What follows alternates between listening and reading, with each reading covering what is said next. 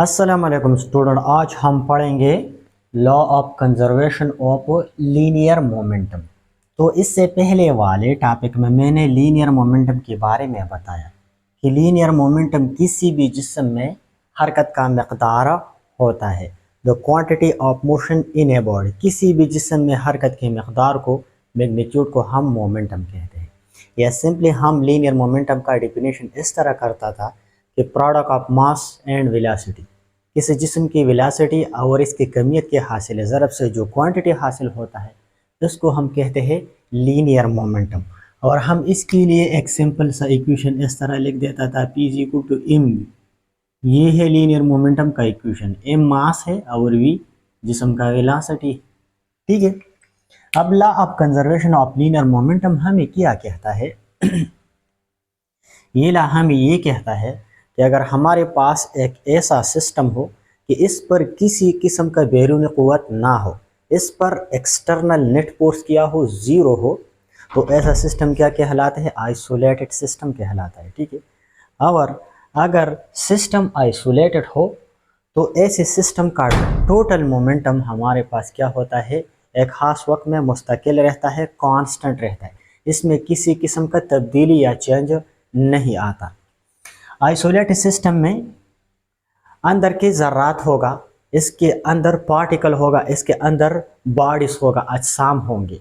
वो अजसाम एक दूसरे के साथ क्या करेंगे? इंटरेक्शन करेंगे, एक दूसरे के साथ टकराएंगे, एक दूसरे पे फोर्स लगाएंगे। लेकिन आइसोलेटेड सिस्टम पर किसी भी किस्म का बैरूनी क़ुव्वत नहीं होगा, नेट फोर्स इस पे ज़ीरो होगा।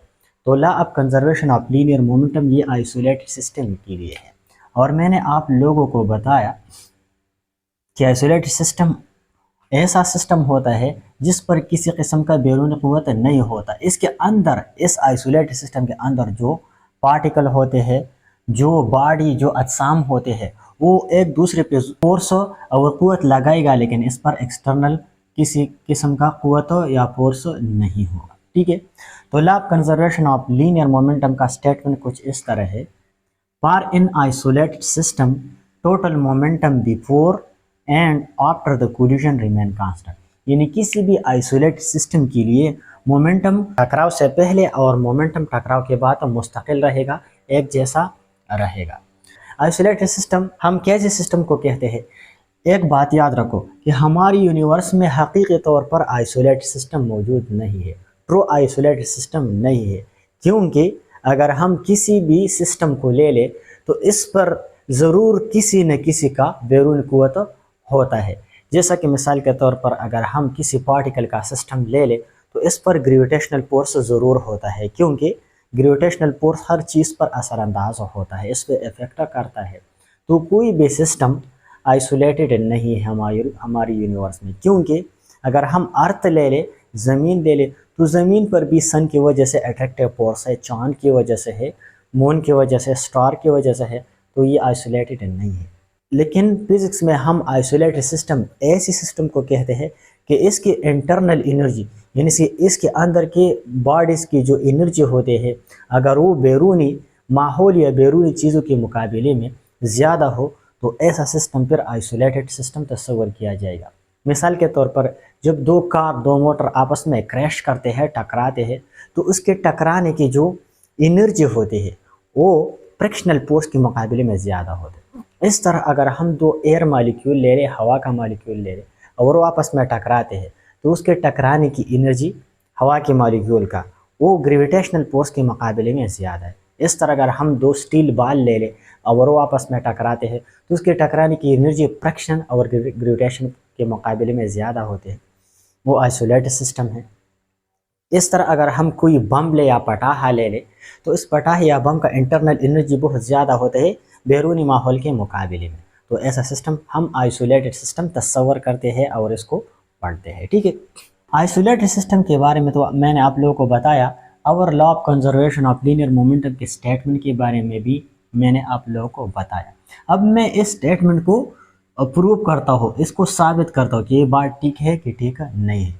तो प्रूफ के लिए मैं क्या करता हूँ, मिसाल के तौर पर ये हमारे पास एक सिस्टम है, ये एक आइसोलेटेड सिस्टम है और इसमें बहुत से बॉडीज़ है। ठीक है, इसके अपना अपना मास है, ये M1 है और ये M2 है, ये M3 है, ये M4 है और हर एक की अपनी अपनी वेलोसिटी है। लेकिन मैं क्या करता हूँ, इस सिस्टम से मैं सिर्फ दो पार्टिकल लेता हूँ, ठीक है, दो बॉडीज लेता हूँ, ठीक है। ये हमारे पास M1 है और M2 है, इसकी इनिशियल वेलोसिटी V1 और V2 है, ठीक है। अब मैंने इन दो अजसाम को एक सिस्टम के अंदर, आइसोलेटेड सिस्टम के अंदर ले लिया, आइसोलेटेड सिस्टम। इसके अंदर मैंने इस पार्टिकल को लिया, इस बॉडी को, ठीक है। मैंने दो अजसाम इसमें ले ली आइसोलेटेड सिस्टम में। एक का मास M1 है और इसकी एक खास वेलोसिटी है टकराने से पहले, बिफोर द कोलिजन, यानी उन्होंने कोलिजन नहीं किया है, इन दो बॉडीज ने कोलिजन अभी तक नहीं किया है, इसकी वेलोसिटी V1 है। इस तरह ये M2 है, बॉडी B का मास M2 है और इसकी वेलोसिटी V2 है। ये एक खास वेलोसिटी के साथ एक डायमेंशन में जाते हैं, एक सीधा रास्ते में जाते हैं। अब मैं सपोज करता हूँ कि V1 ग्रेटर देन V2, यानी इस जिस्म का वेलोसिटी इससे ज़्यादा है, तो ये जिस्म इस जिस्म के करीब आके इससे टकराएगा और इसका वेलोसिटी चेंज करेगा। तो मैंने यहाँ पे आप लोगों को दिखाया है ड्यूरिंग कोलिजन, ये कोलिजन करता है ए और बी, कोलिजन के बाद क्या करता है, इसकी वेलोसिटी में चेंज आता है, M1 की वेलोसिटी में भी चेंज आता है और M2 की वेलोसिटी में भी चेंज आता है, क्योंकि ये आपस में टकराते हैं। तो टकराने के बाद ये M1 M2 को अपना मोमेंटम ट्रांसफर करेगा, तो उसका मोमेंटम और वेलोसिटी ज़्यादा होगा, इसका कम होगा, ठीक है। तो पहले इसकी इनिशियल वेलोसिटी V1 और V2 था, अब टकराने के बाद उसकी वेलोसिटी दोनों की चेंज हो गई, U1 और U2 हो गई। अब इन दोनों का इनिशियल मोमेंटम क्या था, M1 V1 M2 V2 था। अब जब ये टकरा गए तो उसके मोमेंटम चेंज हो गए, M2 का मोमेंटम हो गया M2 U2 और M1 का मोमेंटम हो गया M1 U1, ठीक है। लेकिन हम न्यूटन के सेकंड लॉ से जानते हैं, हमने प्रूव किया था कि न्यूटन का सेकंड लॉ हम इन टर्म ऑफ मोमेंटम इस तरह लिख देते हैं, ठीक है। मैंने पहले वाले लेक्चर में इसको किया था, Newton second law in term of momentum, ठीक है। Time rate of change of linear momentum is equal to force, यानी जब भी किसी भी जिस्म की मोमेंटम में चेंज आता है तो एक्सटर्नल फोर्स की वजह से होता है, ठीक है। तो अब मैं क्या करता हूँ, ये बॉडी ए है और ये बॉडी बी है। जब वो बॉडी ए M1 M2 के करीब आता है, यानी बॉडी बी को, तो इससे टकराता है। तो टकराने के दौरान during collision M1 body A body B पे फोर्स लगाता है और इसका मोमेंटम चेंज करता है, यानी बॉडी ए बॉडी बी पे फोर्स लगाएगा, ठीक है। तो जब बॉडी ए बॉडी बी पे फोर्स लगाएगा तो न्यूटन के सेकंड के कानून के मुताबिक इसके मोमेंटम में चेंज लाएगा, बॉडी बी की मोमेंटम में क्या आएगा, चेंज आएगा, और वो बराबर है इफ ए बी का मतलब है कि बॉडी ए फोर्स लगाते हैं बॉडी बी पे और इसके मोमेंटम चेंज करता है, time rate of change of momentum, ठीक है। तो डेल पी का मतलब है P final minus P initial, final momentum minus initial momentum, किस बॉडी का, बॉडी बी का, M2 का, ठीक है।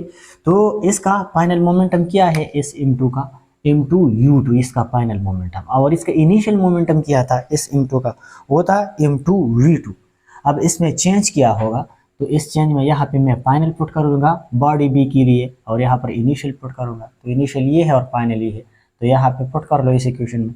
तो इससे आएगा F A B M2 U2 minus M2 V2 final minus initial divide by del T, equation number 1 था, इक्वेशन नंबर 2 होगा, ठीक है। अब न्यूटन के तीसरे कानून के मुताबिक, Newton third law of motion, to every action there is equal and opposite reaction. जब वो बॉडी ए बॉडी बी पर फोर्स लगाता है, बॉडी बी भी बॉडी ए पर फोर्स लगाएगा, M2 भी M1 पे फोर्स लगाएगा इक्वल मैग्नीट्यूड में लेकिन अपोजिट डायरेक्शन में, ठीक है। इसका मिकदार एक जैसे होगा लेकिन डायरेक्शन में मुख्तलिफ होगा, ठीक है। तो इस तरह इफ बी ए का मतलब ये है कि बॉडी बी भी बॉडी ए पे फोर्स लगाता है और वो बराबर है चेंज इन मोमेंटम, ठीक है। F B is equal to del P by del T, यानी अब हम M1 के लिए लेते हैं, ठीक है। तो यहाँ पे मैं लिखूँगा एफ बी ए, इसका मतलब होगा del P by del T, ये बराबर हो जाएगा phi final minus phi initial by del T, लेकिन ये है M1 के लिए, ये M1 के लिए है। तो M1 का फाइनल मोमेंटम क्या था, हम फाइनल मालूम करेंगे इनिशियल, इसका फाइनल मोमेंटम था M1 U1, M1 और U1, ठीक है। और इनिशियल इसका किया था, इसका इनिशियल था M1 V1, तो फाइनल से इनिशियल माइनस करके, ठीक है, M1 U1 minus M1 V1 by del T, इस फार्मूले में पुट करके जैसे कि मैंने पहले किया, ठीक है। अब न्यूटन की तीसरी कानून के मुताबिक जैसे मैंने बताया, इफ ए बी बराबर है माइनस इफ बी ए का। माइनस का मतलब है दोनों फोर्स डायरेक्शन में अपोजिट है, ठीक है, लेकिन मैग्नीट्यूड में बराबर है, ठीक है। तो इफ ए बी बराबर है इसका और इफ बी ए बराबर है इसका, तो दोनों को कंपेयर करते हैं, ठीक है। तो डेल टी और डेल टी कैंसिल हो जाएगा और हमारे पास क्या रह जाएगा, M two U two minus M two V two is equal to minus M one U one plus M one V one, ठीक है। मैं इस इक्वेशन को रीअरेंज करता हूँ, तो इस तरह हो जाएगा M one U one plus M two U two is equal to M one V one plus M two V two, ठीक है। मैं दोबारा इसको रीअरेंज करता हूँ, इसको यहाँ पे लाता हूँ और इसको यहाँ पे लाता हूँ, तो इससे हो जाएगा, इससे बनेगा M one V one plus M two V two is equal to M one U one plus M two U two, ठीक है। ये हमारे पास क्या है, total momentum before the collision, ठीक है। ये हमारे पास है total momentum before the collision, टकराने से पहले इस सिस्टम का टोटल मोमेंटम, ठीक है। Law of conservation of momentum में ये बात शर्त है, ये बात बहुत ज़रूरी है कि हम सिस्टम का टोटल मोमेंटम लेंगे, ठीक है। टोटल मोमेंटम में कोई चेंज नहीं आएगा। इसी तरह तो अकेले अकेले अजसाम का मोमेंटम सिस्टम में अंदर तो मौजूद होगा, उसमें चेंज आएगा, लेकिन सिस्टम का टोटल मोमेंटम वो मुस्तकिल रहेगा, टोटल मोमेंटम में कोई चेंज नहीं आएगा। तो टकराने से पहले इस जिस्म का मोमेंटम प्लस इस जिस्म का मोमेंटम जिस तरह था वो टकराने के बाद भी बिल्कुल वही रहेगा, ठीक है। तो टकराने से पहले इन दोनों का मोमेंटम क्या था, total M one U one plus M two U two ये था, और टकराने के बाद ये तब्दील हो गया M one U one plus M two U two, ये टकराने के बाद है। लेकिन इज इक्वल टू हमें क्या बताया था कि दोनों बराबर है, तो ये इनिशियल मोमेंट है, मैंने पी इनिशियल से जाहिर किया, is equal to P final, ये पी फाइनल है, ठीक है। अगर मैं इसको इस तरह कर लूँ, P final minus P initial, इसको इस तरफ ले आओ, तो ये हो जाएगा is equal to zero, del P is equal to zero. Del का मतलब है चेंज, यानी मोमेंटम में चेंज क्या होगा, zero. Total change in momentum of the system will be what, zero. और ये हमें कौन कहता है, law of conservation of linear momentum. हमें ये कहता है कि अगर आइसोलेटेड सिस्टम हो हमारे पास, इसके अंदर ज़र्रात हो, पार्टिकल हो, बॉडी हो, आपस में जब टकराता है, तो टकराने से पहले और टकराने के बाद इस सिस्टम का टोटल मोमेंटम क्या होगा, ज़ीरो होगा। लेकिन शर्त यह है कि इस सिस्टम पर किसी भी किस्म का बैरून क़ुव्वत नहीं होगा, ठीक है। तो हमने प्रूव किया मैथमेटिकली। तो इस इक्वेशन से मैं इसका दूसरा डेफिनेशन भी कर सकता हूँ, statement law of conservation of linear momentum for an isolated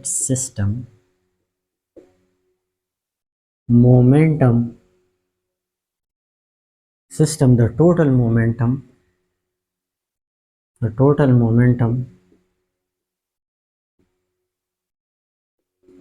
of the system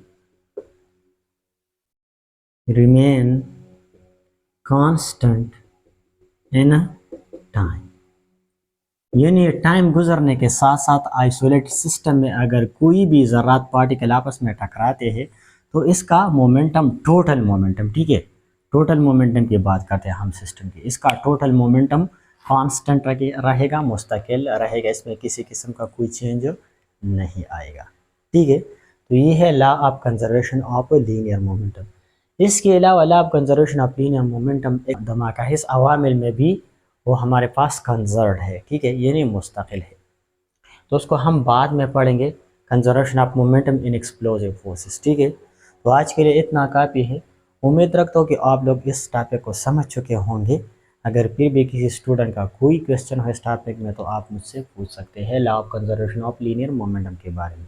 यानी हमने सिंपली ये बताया कि अगर आइसोलेटेड सिस्टम हो तो इसका टोटल मोमेंटम मुस्तकिल रहेगा, यानी इसमें अगर अंदर के पार्टिकल अगर आपस में टकरा भी जाए, हरकत में हो जाए, तो इसके मोमेंटम में किसी किस्म का, टोटल मोमेंटम में किसी किस्म का कोई तब्दीली या चेंज नहीं आएगा। वो है law of conservation of linear momentum.